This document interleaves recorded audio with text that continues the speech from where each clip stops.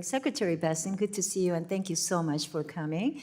Southern California, where I'm from, and the district that I represent, serves as the primary gateway to Pacific Rim, and Asian goods into the United States come through the ports of LA and Long Beach.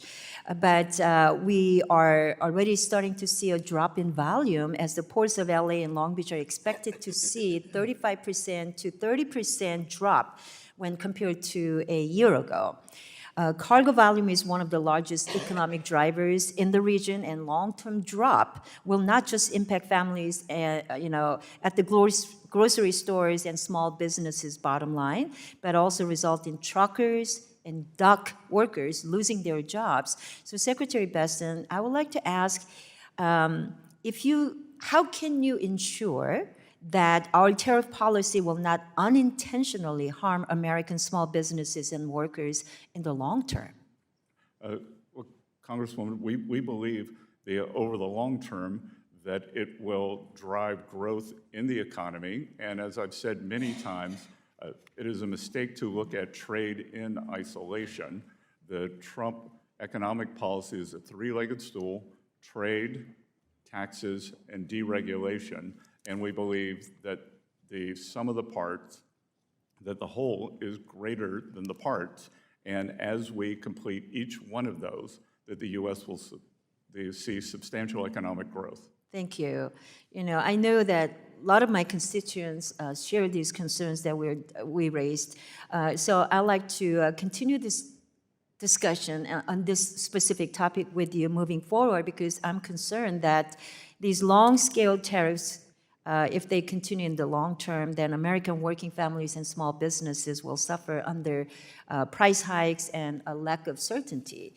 But I want to shift gears and discuss the Financial Stability Oversight Council, FSOC. Under the previous administration, Secretary Yellen rescinded the non-bank systematically important financial institution and replaced it with a new framework for assessing the financial risk. And this new framework overlooks the importance of prioritizing an activity-based standard and a cost-benefit analysis. So, Secretary Bessent, does FSOC intend to reassess the 2023 guidance so that it is more closely aligned with the thoughtful process that was created in 2019? Congresswoman, that is on our agenda.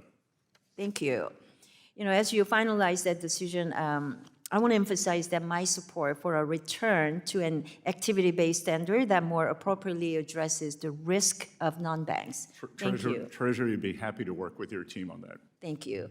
And finally, I'd like to urge you to continue your support for CDFI. CDFI fund programs are statutory, as you know, and it has been critical in promoting the local economy in Orange County.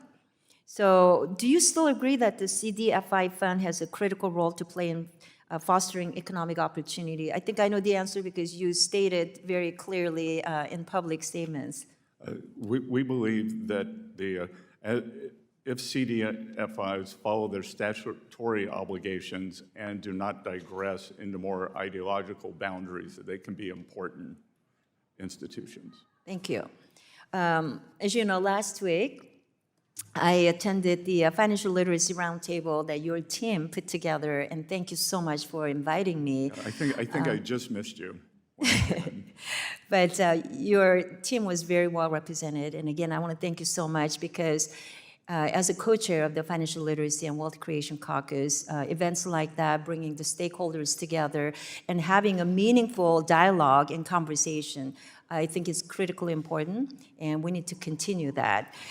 So can you talk about how you can continue to advance financial literacy initiatives now that we are past the Financial Literacy Month? I mean, I was able to take the leadership and pass the bill that proclaims month of April as the Financial Literacy Month, and I hope that we can continue to work in this space together. As you should know, that it is a strong core belief of mine that financial literacy is the only path to economic independence and well-being.